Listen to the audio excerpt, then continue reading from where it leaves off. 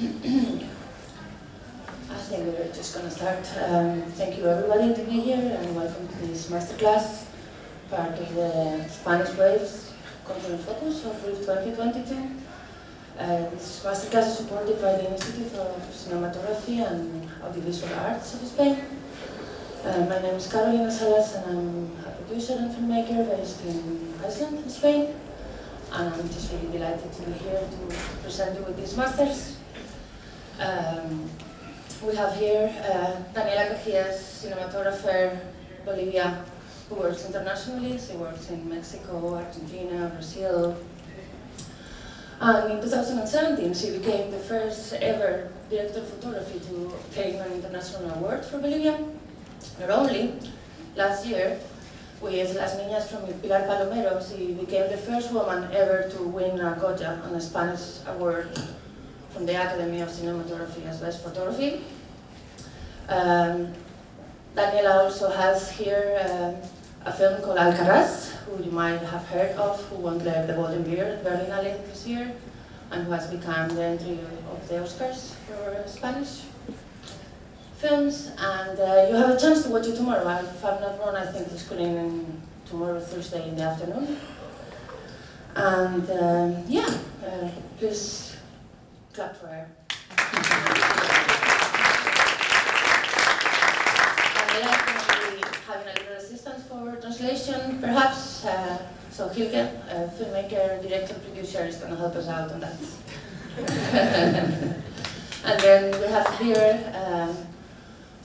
Mauro Herce, cinematographer, producer, director, scriptwriter.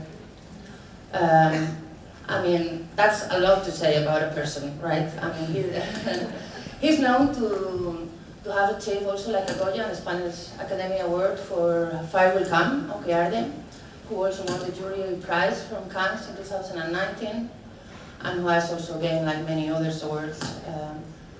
Mauro is also a director, and he debuted in 2015 with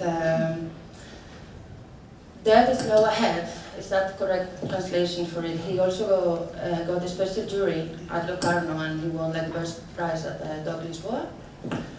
And his short film, Lonely Rivers, who was also screened here in RIFF in 2019, was premiered in Locarno, and he got the first prize for his Gijón International Film Festival. So, welcome.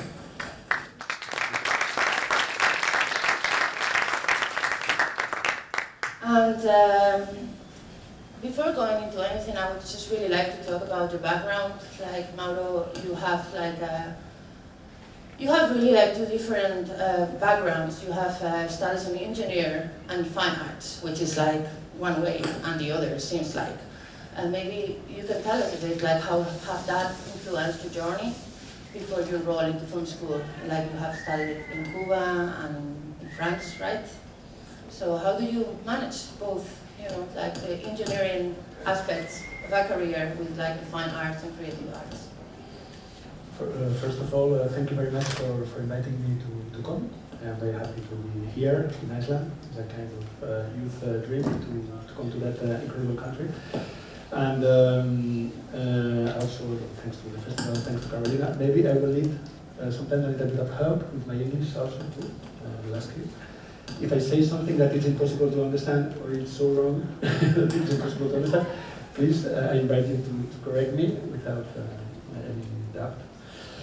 And for answering your question, I don't know if these two careers influenced my work. I don't think so. Probably it was the contrary. In some moment in my youth, I discovered that I like very much the arts. I have a sensitivity especially for painting and cinema, but I also like architecture and literature a lot. And also I discovered that technology and sciences were quite easy for me to understand and to manage. And maybe because of that, I decided to, I thought in a moment, when I was an adolescent, that maybe to be a cinematographer would be a way to mix both things. It's working? Yeah. I think I lost the sound for a moment. When I thought maybe work as a cinematographer is a good way to for combining these both things that are quite nice for me and easy to do.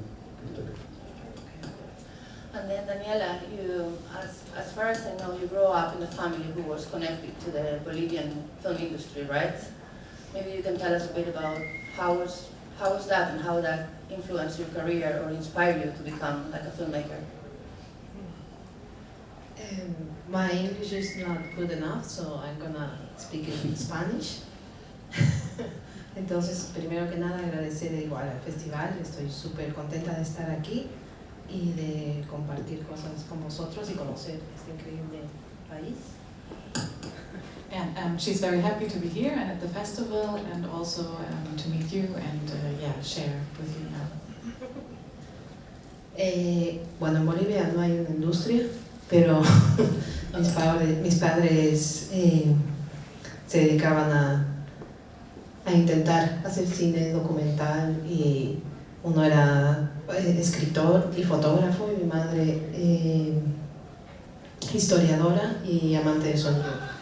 Entonces sí, crecí en una familia amante del cine y con un laboratorio de fotografía en casa. Entonces creo que me ha influenciado sobre todo en la manera de relacionarme, ¿no?, con el mundo, y amar el cine sobre todo, y en el día a día de observar la vida.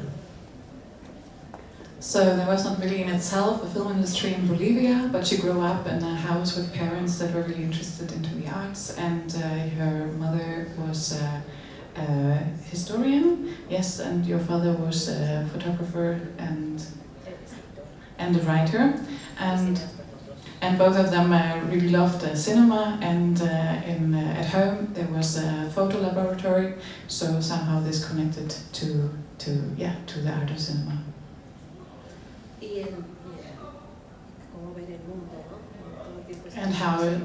And how she received the world and were watching the world and observing it. Okay. I mean, it should be something really nice to have like a lab at home where you can see, how it's the process and how actually the images come up, and it's kind of really relevant. If I was a child and I would just grow up in there, I would probably be fascinated by the craft, I guess. And both of you have studied in San Antonio de los Baños in Cuba, correct? Did you meet there? No, really. Thank you, because okay, so you haven't, I was just wondering, because I know there's many filmmakers, San Antonio de los Baños is like the film school in Cuba, is quite known by being a point of reference for many filmmakers in Spain and like in South America as well. And like sometimes, you talk to certain people in the industry and they just met there and have like certain connections. So I was just wondering if you have met there before or... Really, so. I'm happy you say that, because that means that I am so healthy and young as Daniela. I guess I am a little bit older than her, and I'm from the 13th generation. Okay. When it was 17. 17, okay. So maybe you can share with us a little bit, now that you're like well-established professionals, how you oversee those days as a film student, and how that influenced where you are now, or what the connections that you established while being there. I can just... okay. Específicamente con la Escuela de Cuba, yo veo que quizás sientes un momento que no es lo suficientemente técnica, no hay los material que otras escuelas tienen. So especially with the film school in Cuba, it's not really that they have this kind of technical equipment, and that is like the great thing about the school, but... Pero te enseñan a pensar y a asociar ideas, y creo que ahora no se valora mucho, ¿no? Creo que es una cosa que nos deja muy importante, ¿no? But they basically make you think about what you do and also to see, and that's like something that is very special about the school, and also how it shapes you as a student there. I think one of the nicest points of that school is first because we live a little bit outside from everywhere. We are a little bit in a closed space, far from the capital, and there's And we live there in that school, and we stay all the time in the sun again. We spend a lot of time talking about cinema and talking about our project and what. I guess the fact that you don't have like so much equipment there or technical infrastructures will actually make you craft in a way that you do the best you can with what you have. You know, I mean, I was told by one of my mentors that those who are really, really good in the industry are the ones who made it with no money, because with money everyone can make it. You know, so I'm not sure how true that is. You know, but I guess it will sharpen your skills and your kind of like intuition of where do you want to get. And getting in there, Daniela, you met like Fabio Meira over there in Cuba, right? And that was kind of like a starting point for your career as well. Can you tell us a little bit about that? Sí, Fabio Meira es un cineasta brasilero que hicimos como todos los trabajos de la escuela juntos y después hice su primera película que se llama Las dos Irenes, Two Irenes. So, can you say the name again? Fabio Meira. Fabio Meira, he's a Brazilian filmmaker, and he was at the. Mi compañero de la escuela. He was with her together at the school, and he made the first feature film there that was called The Two Irenes.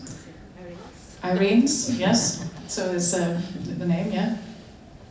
This film actually won like a first award was in Guadalajara International Film Festival, right? So that was kind of like a starting point for you to start getting prizes. Sí, wasn't it? Yeah. Sí, y tenía una manera la manera de hacer la película era realmente sin dinero y con la manera, iluminando con luz natural, teníamos solo 2 espejos, nada más. So, and this way of filmmaking without money, and you just had the 2 mirrors and the sunlight. Wow. Still, you know, you see, you can make the most of what you can with what you have at certain points. Yeah. Sometimes it is not true that when you have money, you can do everything. Of Sometimes course. it could be a problem also. it could be a problem to have too much money, because if you have too much money, probably you will have a lot of materials that you don't know what to do with, or the things will become very big, and things will become very stressing, and everybody has fear, everybody decreased, blah blah blah, and everything become very formatted. Yeah, I I'm not so sure that is a good point. Half of the films we did with a lot of money, probably the worst we done. That's a really good point. So let me ask you, what is the most challenging part of being a cinematographer? Yo creo que la psicología y la política en ese.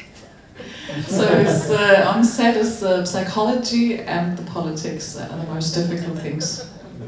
That's true. Also, for me, the worst moment is probably the preparation of the film, because you imagine a lot of scenarios and disasters that will happen. You have to talk a lot, it's exhausting, and then when you start to shoot, you are in the concrete things, and you have to resolve so much things, and you are so tired, and you don't have time to think too much and think that will never happen. I think it's the worst moment for me, the preparation. I don't know. La preparación. No, for me it's the worst. The preparation. For her, it's the best, the preparation part. Me encanta. She loves it. You will tell me your tricks.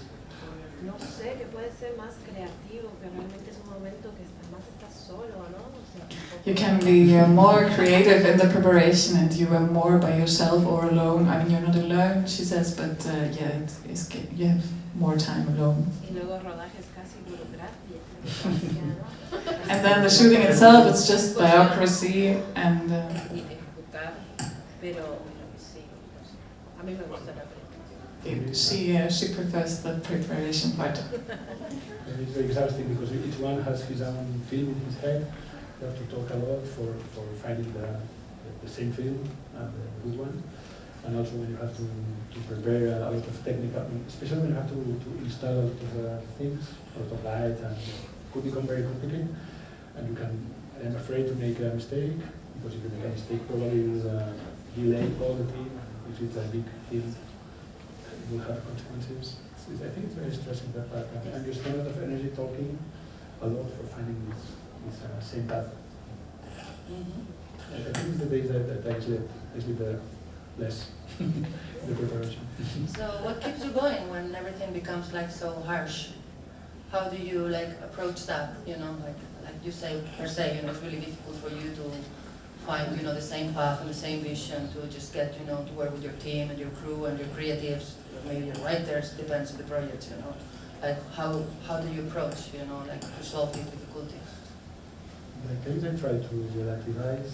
I say to myself, okay, if we do an awful thing, and anybody call me again for doing another film, it's life, and I did yet other films, and there are so many nice things to do in life also, and cinema, that I try to take it like that. Okay, so just kind of like taking the weight out of it and continue, and just feel that everything will place itself. Suena fácil esto, pero no es It sounds easy, but it's not that easy. That's true. Pero con los años, yo creo que también, ¿sabes? La meditación. After some years of experience, she says meditation. Sí, pero que va hacia ese mismo lugar, ¿no? De relativizar, de respirar, de estar centrado, tal, y también por eso es muy importante la pre, porque es a donde puedes ir, ¿no? Es el lugar seguro de decir, vale, estas son nuestras reglas, volvamos un poco ahí, ¿no? A la esencia, porque en el rodaje te puedes olvidar. So it's basically also to find a place where you can like sit back and relax again and think about the things, and that's also something that is good to find already in the preparation phase, because then you can always go back to that place and like recharge again. So, what are you most proud of being a cinematographer? What do you feel like, you know, is really rewarding you, and just, you know, you're just like, yeah, I'm proud of this and that, or about your career, or just the fact of being a cinematographer? Perhaps that you can create, you know, you can transmit this, like a story to other people, or create like a visual, sensory experience for your audience, or... I am happy when we reach to do a good film. I think I am more than a cinematographer. I am a kind of passionate of cinema, and I try to be in all the processes of a film. When they allow me, when they invite me to do it. Maybe it's doing something wrong.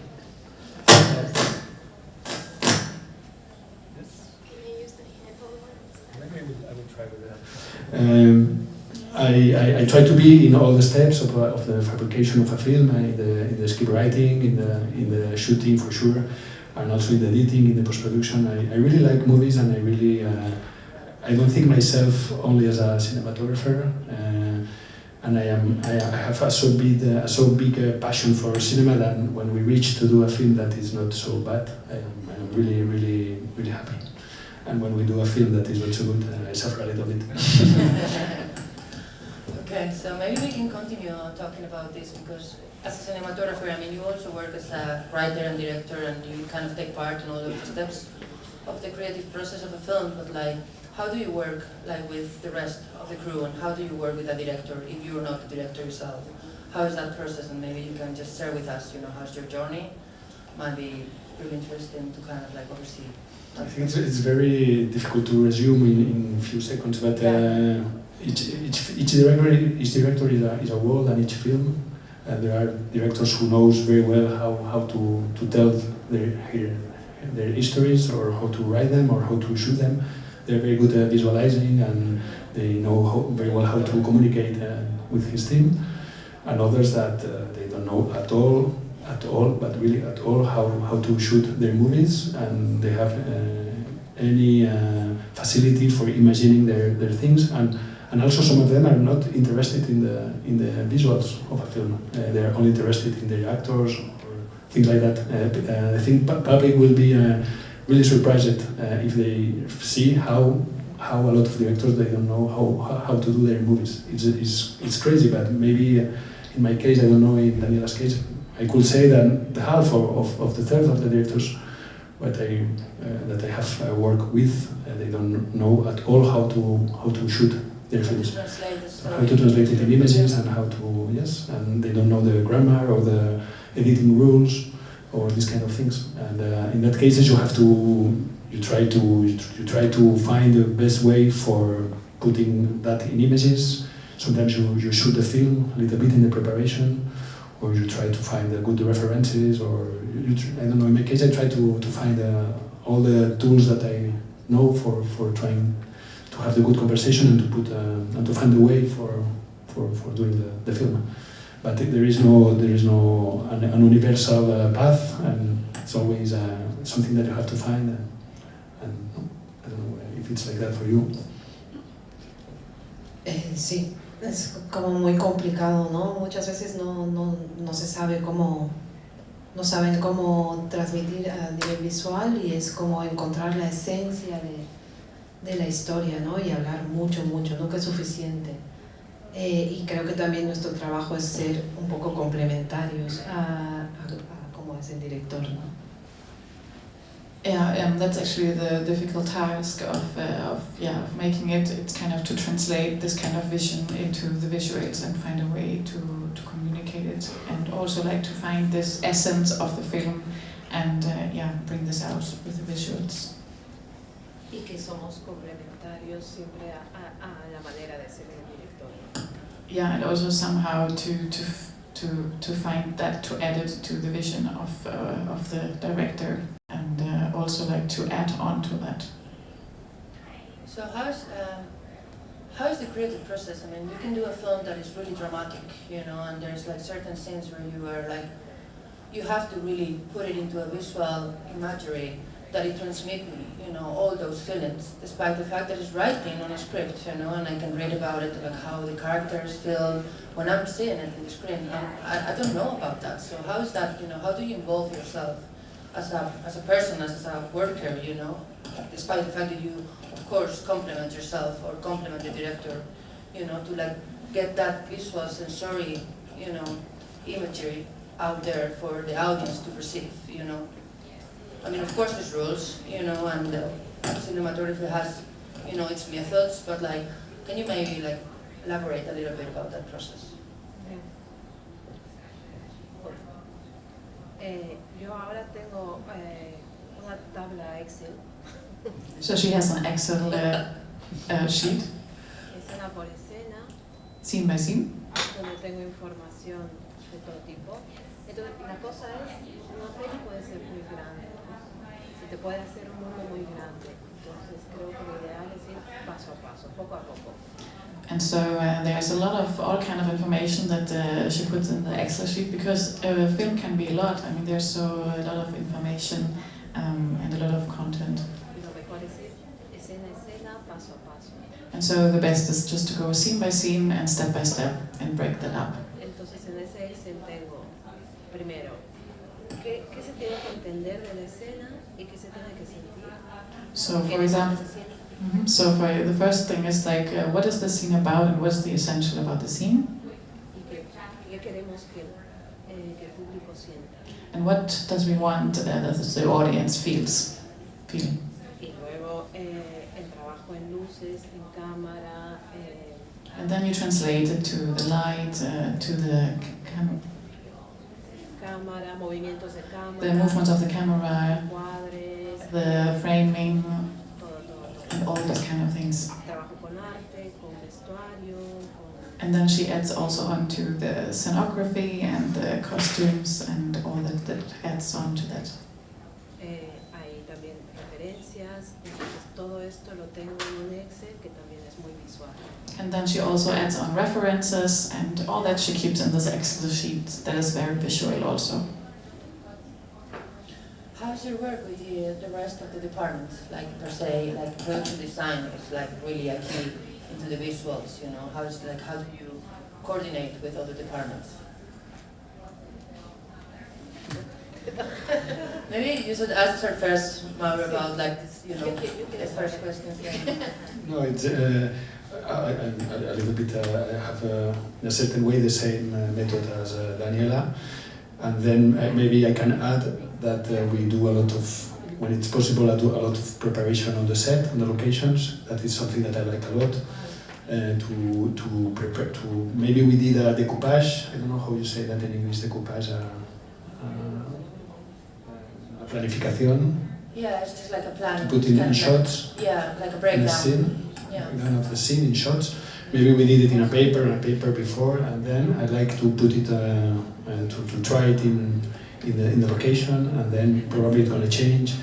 In the theoretical one, on the paper, maybe we're trying to identify the key things of the scene, and then on the location we try to find what was a good idea and what is possible and what not about these theoretical things, and then we try to fill the space, to try to find the good perspectives, the good angles, the good point of views. Sometimes we have the actors, or sometimes we have people who are gonna do as an actor. But as I said before, depends a lot of the film. Each film is a world, and each director is different. Some of them, they don't want at all to practice before or to do that because they trust a lot in their intuition on the day of the shooting. Others, they like to prepare very well, and the shooting becomes a very cold execution about what we prepare it. It could be very, very, very different the way to do it. Sometimes we did films without a script, or with a 10 pages script, and we have a lot of time for finding the good shape of that film on the shooting. It's very large, it's very complex, there are too many things. And about the production design that you said before, I think that the most interesting, probably the most interesting way to do it, if we want to do a good movie, is probably to take part of the production design from the beginning. I think probably the most interesting films of the modernity for me, they had a special production design who had consequences, big consequences in the shape of the film. For example, trying to find a good example for that. For example, if we take, I don't know, when I talk about the modernity, I talk about in cinema Herce, Pialat, Bergman, Cassavetes, Pasolini, all these filmmakers that I admire a lot and I like a lot. I think they find also a way in the production design to find their most important points. For example, in Herzog, it will be very clear, that example. When he shot Aguirre or Fitzcarraldo, for him it was really important to have on the face of his actors to feel really that they are tired, they are exhausted, they are completely eaten, comidos by the mosquitoes, beaten up by the face, yes. And it's for him it was a priority in his film. I think it's the real good thing of his film. And for reaching that, he had to convince the production to put a team inside the forest for 4 months. The team will have to sleep in that forest. It's the only way to reach this kind of trueness of the tiredness or the fatigue. If he did a normal production design, the actors with chroma or sleeping each night in a big hotel, the people go to in a normal film who didn't think about that. Probably the actors will go to sleep in a normal hotel. If they are stars, they will sleep in a 5-star hotel. They will every morning they will take a shower. They will go to makeup. They will put a kind of fake sweat, or they will paint in their faces that they are tired. Exactly, but it will not be the same at all. For that, I think he reached the good result because he thought the film from the production design, and he pushed it for doing it in a very different way. And I think we say it for Herce, but it's the same for the other directors that we said before. I think we have to find a way, the special way to think our film and to make it different to the others. Definitely, yeah. Yes. Nothing to add? Yeah. No, sí, bueno, yo creo que nada, el trabajo sobre todo, ¿no? Con dirección de arte es súper importante. Hasta el hecho de encontrar las localizaciones, ¿no? Desde encontrar las localizaciones, que es nuestra materia prima, y luego, o sea, todo el trabajo con colores, no es lo mismo iluminar una pared blanca que una pared, ¿no? Verde. Entonces es un trabajo súper, no sé, vamos de la mano.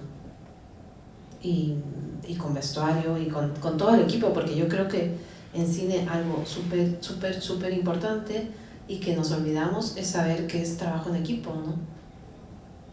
Parece una tontería, pero mucha gente se olvida, de verdad. Okay, I think the first thing was that, yeah, you agree that the production line is very important, and it's also important to find the right locations, yes, and that's very essential to it. And also there's a difference if you have a white wall or you have colorful walls or colors in general. And then it's also not to forget that film is teamwork, and that's actually very essential also to create it together.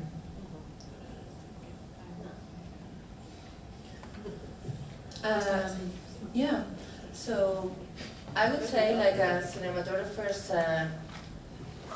end up having a specific visual style or your personal signature, you know, what the way that you like to work, if you like of course we know, you know, you like dark pictures or very shiny, or you like a lot of découpé, or you like a lot like really wide angles or short ups, or how do you come up like over your trajectory to come up with like a visual style or your personal signature that you feel comfortable with, that you could perhaps, you know, say, okay, so my style is, and if you could give us like maybe 3 words afterwards, what would they be?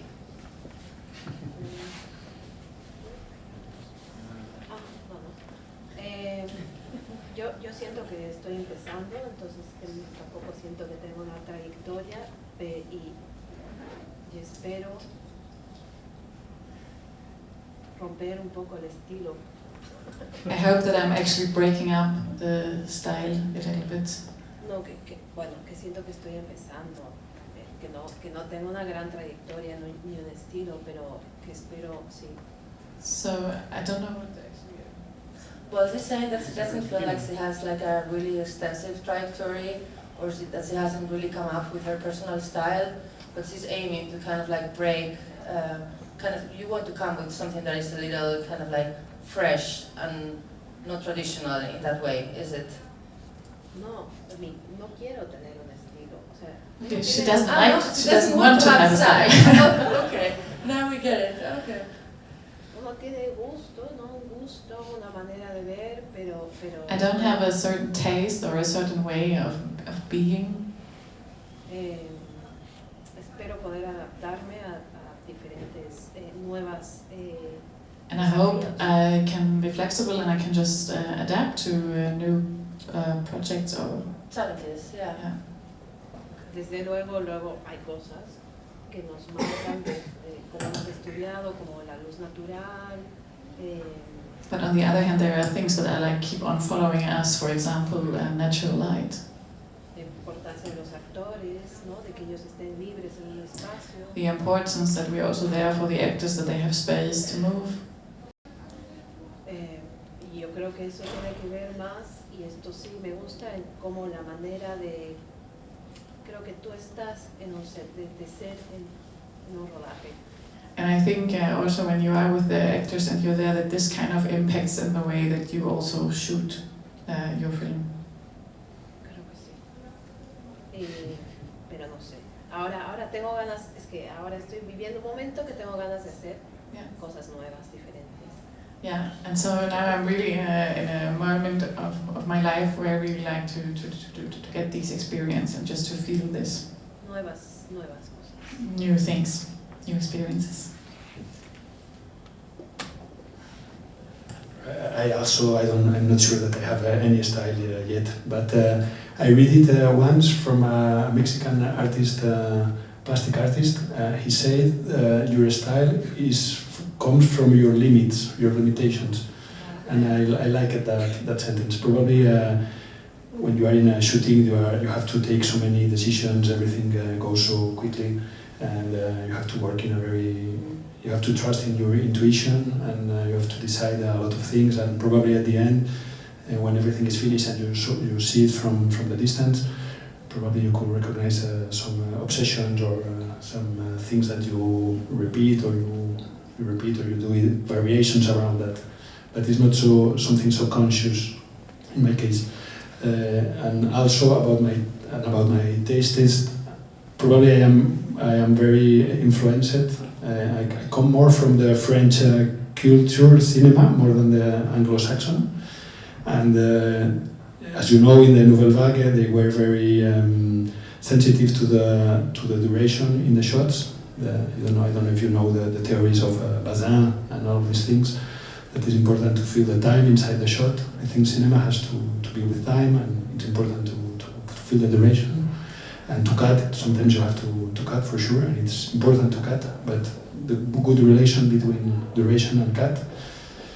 And I come a lot from that school to feel the things very true.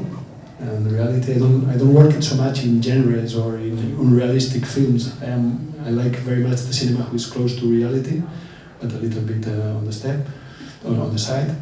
I come a lot from that cinema, from the Nouvelle Vague, from the documentary, cinema verite. All these things are things that I like, and probably they are in my films, and they are compatible with the cinema Cuban school, with the Cuban school with the cinema school of Cuba, because we had so many because we didn't have a lot of staff, we had to do with the reality, and with we can't light a set with millions of lights, and we have to try to find a good point of the reality and the simple things. Well, in your case, Mauro, I just maybe want to start a little bit, because you have worked a lot with like Super 16. So you actually kind of, you have worked with Fire Will Come from Laxe, and you work as well on Super 16 on his previous film, Las Mimosas, right? Mm-hmm, yes. And you have also shot in Bolex and kind of experienced a lot on that format. Maybe we can talk a little bit about why this is your choice, and what does Super 16 provide to you that it doesn't give you digital cameras, or maybe like what are the visuals about it? What do you like, and why do you use this format?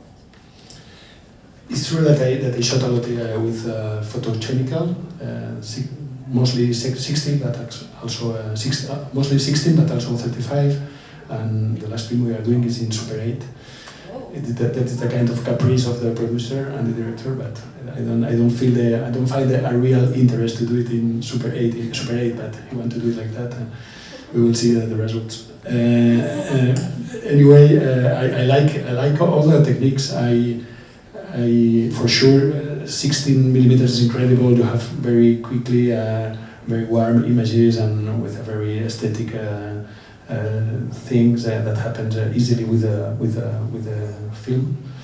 But I also like video. I think depends a lot of the video. I try to understand what's the main point of the film, and what's the desire, the deep desire of the directors. I work a lot with directors who did 1 or 2 films, and sometimes they have a lot of ideas, wrong ideas about the formats, I think.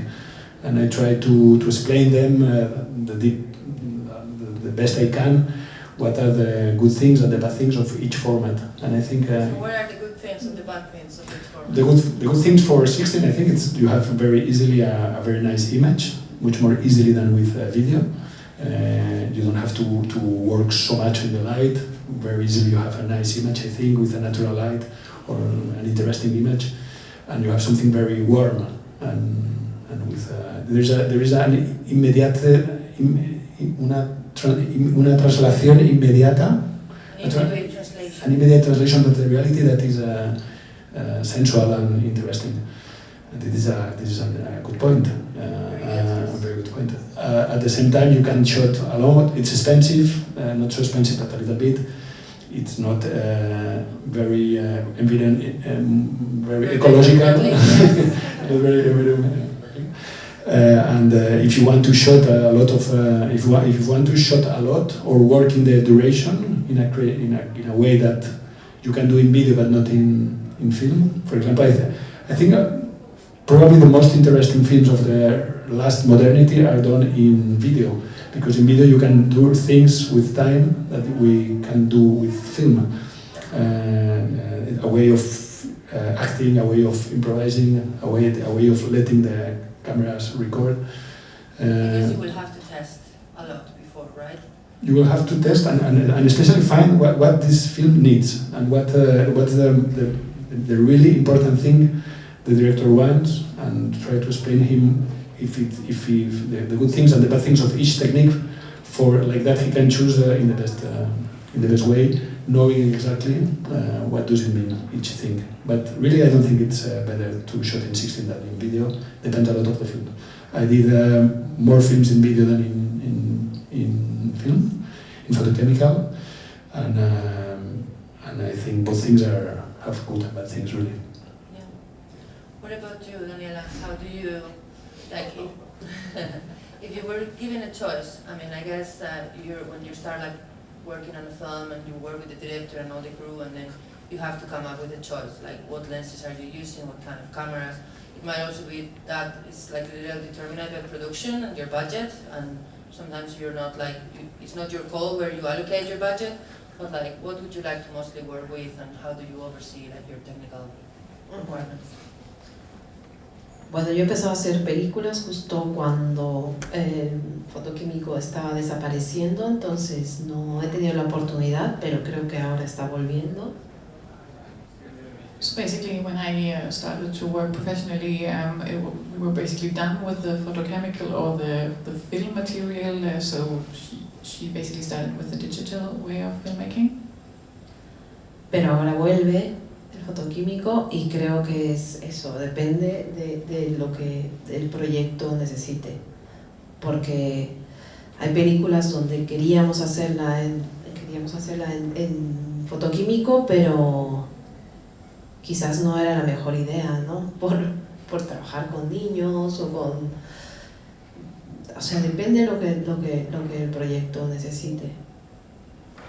Yeah, but now it seems that the real film is back, kind of. So until now you didn't work with film material, but it's really what the project demands.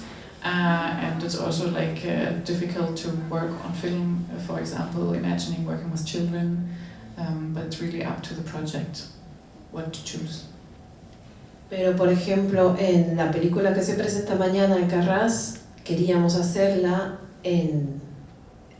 a principio en 16 y luego había yo he venido con esta idea que se está haciendo bastante en México, en Estados Unidos, que es combinar. Entonces, como hay muchas escenas en campo con sol radiante. So, but basically with the film that is shown here tomorrow in Alcaraz, you were first thinking of shooting it in 16 millimeters, because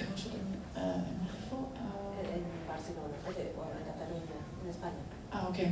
But there was like really harsh sun, so pensábamos en combinar las escenas con el sol muy fuerte en 16 y las nocturnas interiores en digital.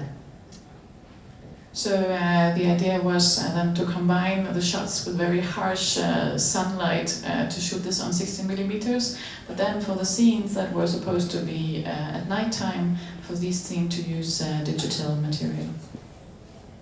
Pero producción no quiso. Well, the production was not convinced from this idea. Pero yo sigo pensando que hubiera sido muy bueno. But she still persuaded that this would really have been a good idea. Nevertheless, you know, it's a really great film. You please don't miss the chance to watch it tomorrow. It's like you got the first prize of the Academy Awards for Best Cinematography, and it's the entry to the Oscars, and it's just running all over the festivals this year. And I mean, nevertheless, you know, I think you did a great job there. And I wanted to talk now about light, since we like talking about, you know. So, how is your choice of light? How do you kind of debate between natural light or artificial? Is it like based on like the creativity or like the vision? It comes like also from production, like whether you're have means to use what you want or you don't, or you just rather prefer to use like as much natural light as you want, I mean, or not. I had worked once with a cinematographer who was just really outstanding. He would just know so much that he would just put a light there, and then he would just take a tiny little mirror from his pocket and get into the camera, and then it was like this. And I was just amazed. I was like, how do you know that? You know, like how it comes that you master the craft in that way, you know? And then he would just like light everything with like 1 or 2 lights, just like reflecting and bouncing, and you know. And then I have worked with people who, you know, you come into a living room and there is, you know, it's a workout. There's so many stands, you can barely go through, you know. So it's just like, where's your choice and how do you prefer to work? I try to use natural light as much as I can. I like very much. I think there is nothing so nice as the sun when you choose the good moment, the right moment, and the good angle. And I think it's amazing. Then sometimes when you have to do a very stylized fiction, far from the reality, or when you have to respect the records, that you have to shoot different shots from different angles, and you have to be the same light. In that cases, maybe you have to put light and to imitate or to make it different the natural light. But I try to use it as much as I can. And also practical lights also depend on the film. If you are in a kind of film that has to be very close to reality, you use a lot of practical light and sunlight. When I am in a very stylized fiction with a lot of records, then I start to use more light that I will like, but we have to do it. Yo lo mismo, intento trabajar con luz natural si puedo, pero no siempre se puede por el tamaño, la duración de la escena o el lugar donde estás. Yeah, for her it's basically the same. It also yeah, she also likes to work with the natural light, and then it also depends, of course, of the length of the theme, or also yeah, and of course the location and where it's set. Lo que sí siempre, sea con luz natural o artificial, intento de que venga de fuera, no dentro de la escena. Odio tener un escenario con banderas, trípodes, cables, eso no. And she always, even if it's natural light or if it's artificial light, she tries to be outside because for her it's she doesn't really like these kind of sets where you have a lot of equipment standing around. Porque para mí lo más importante es que los actores estén bien, o sea, y que ellos estén cómodos. Y también no me gusta que se note la luz. Que se vea que está iluminado, ¿sabes? Una luz perfecta. And again, for her it's also really important that the actors can move around and that they are not like hindered by the light setup. And also she doesn't really like when you can see that it is artificial light. It's a conversation to have also with the producers and with the directors, because sometimes you have an incredible natural light, but it's only 10 minutes or 20 minutes long, and the director has to decide also to play that game. You have maybe 1 hour or 50 minutes for make a scene. Do you want to do it like that with the best light, or you want to do it, or you want to have much more time for working well with your actors? I think it's a deal to have with other parts of the team for sure also. And I'm going to open very soon for people to have questions, but I just wanted to ask a little about like what is next for you, you know, and if there's any genre or project that you haven't worked yet that you're really willing to do. Vacations. El viernes acabo de terminar mi primera serie. Okay. Ajá. She just finished like her first TV series like last week, so she just really needs to take a break.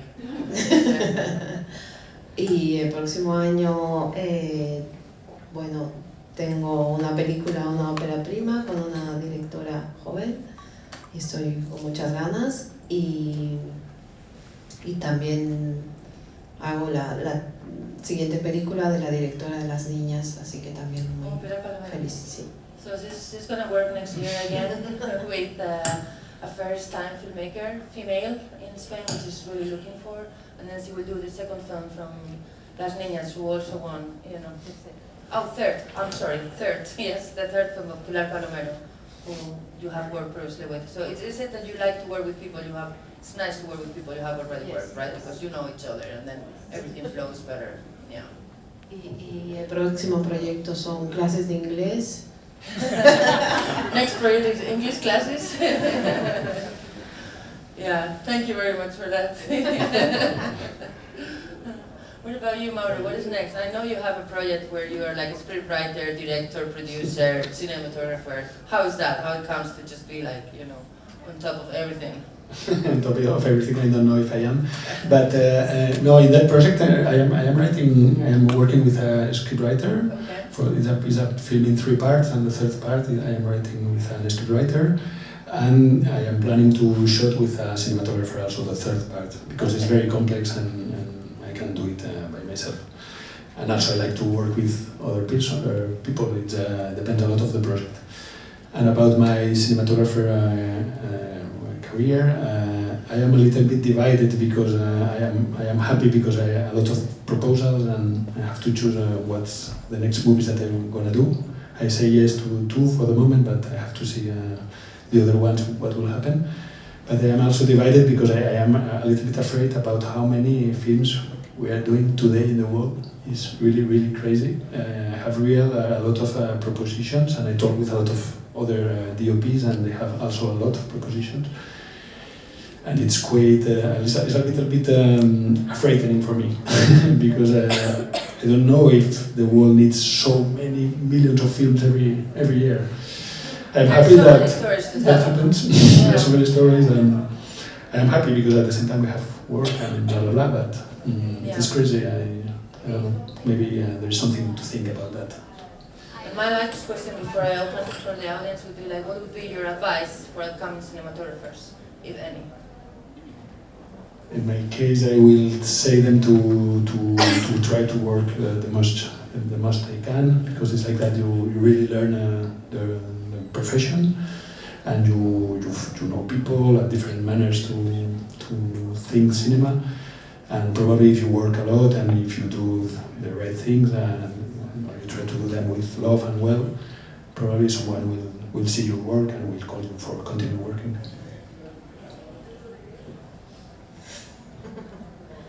Para mí es como súper importante observar, It's very important to observe, sacar fotos, to take pictures, aprender a escuchar and learn how to listen, y no tener miedo. and don't be afraid. Thank you.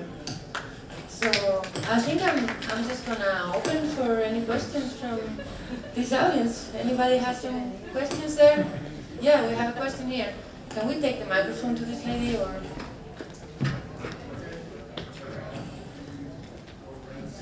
First of all, thank you so much for being here with us. My question is is for Daniela. You mentioned you just did a TV series. I'm curious how your approach to doing cinematography for TV differs from film.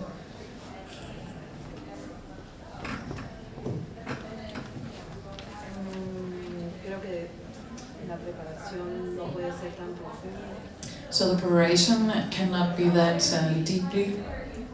That's the difference. Y rodando, shooting es todo mucho más rápido también. Yeah, and the shooting goes really, really fast, or faster than for a film. El resto es lo mismo. Yo siempre es una The rest is the same. Es una cuestión de tiempo, ¿no? Específicamente en este caso así. So especially in this case, it was all about time, that there was less time. Any other questions? Don't be shy. Yeah. So through the cinematic process and the different chapters, the preparation, actually rolling the camera on set, and to the editing process, which part of that do you feel like you're the most relaxed and happy?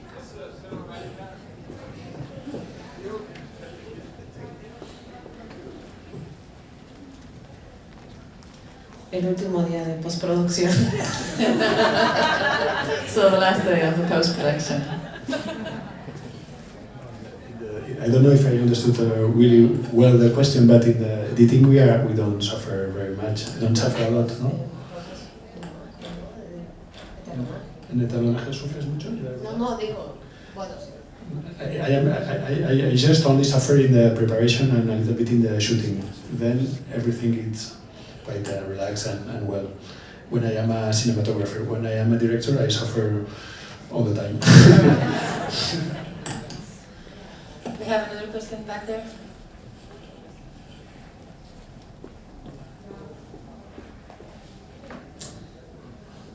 Hi, I was curious of when you're making the decision to work on a project, what kind of questions and how do you like to vet the director in deciding if you want to work with them or not? What are some things that you look for or ask them?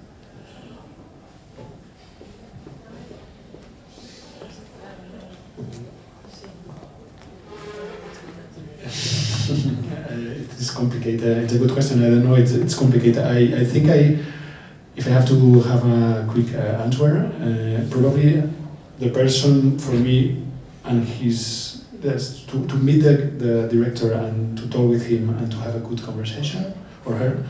Sorry, or her. It's the main thing for me, more than the script. Then for sure you have to like the script and to feel that you're compatible with that project and you can give good things to that project. Because sometimes I read very nice films, but I think it's not for me. It's not my best. Where I will give my best things. And also maybe the third thing for me is because I like. For me, cinema is a passion, is my way of life a little bit, and I do movies because I really like to do them, and I like I have to have the impression that I will learn something about life or about me, or I will discover something that I don't know. The adventure and travel thing, it's also important for me.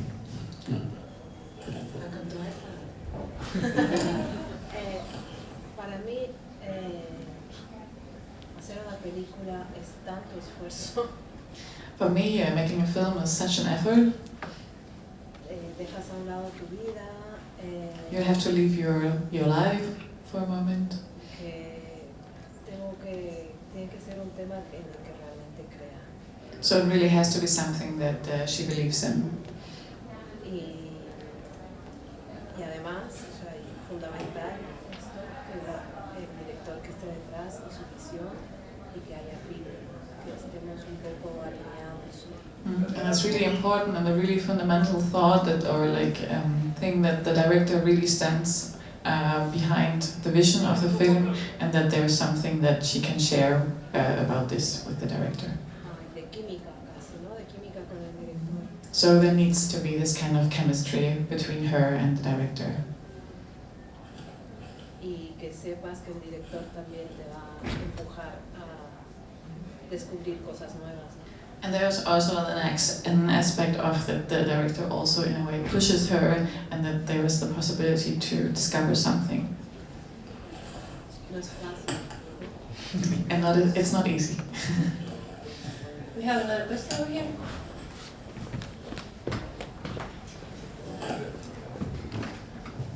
Hello. I was wondering, what is the film or films that inspired you the most to become cinematographers?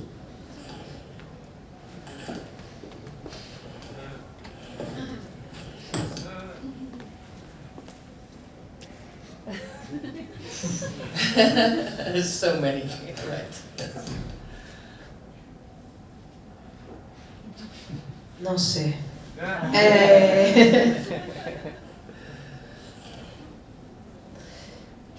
para ser cinematógrafa, ¿no? O sea, para hacer dirección de fotografía, ¿no? Porque primero se descubre la pasión por el cine. Is it to be a cinematographer or for cinema? Just cinema. Just cinema.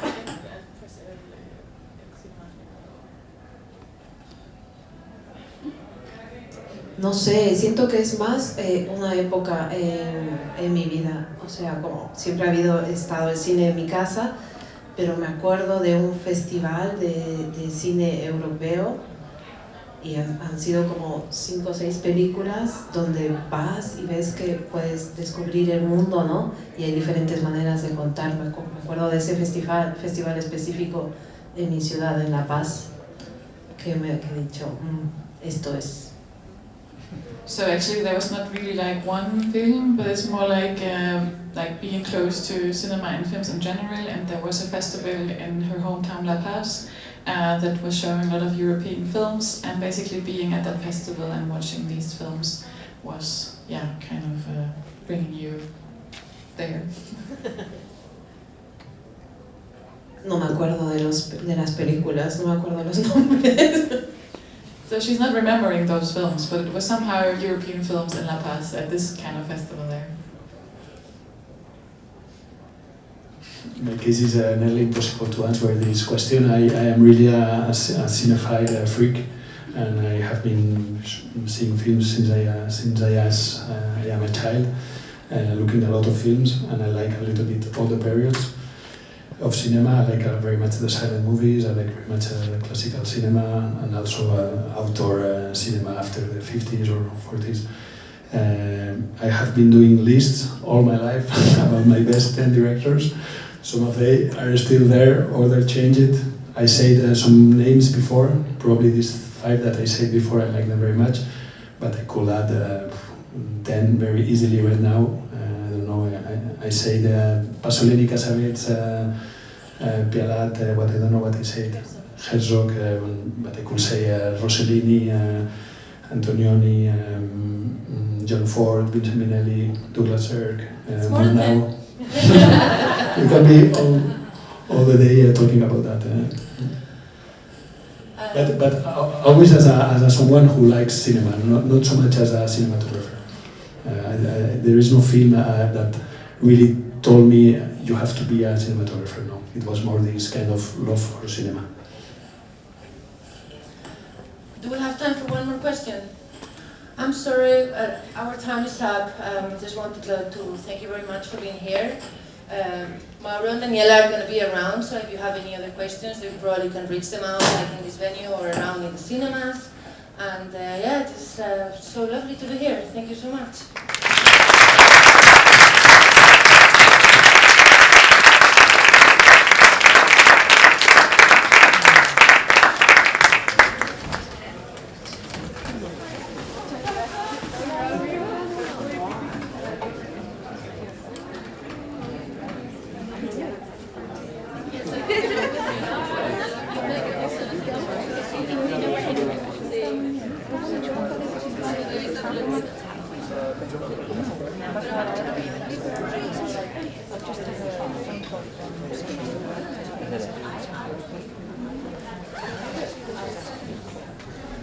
Yeah, I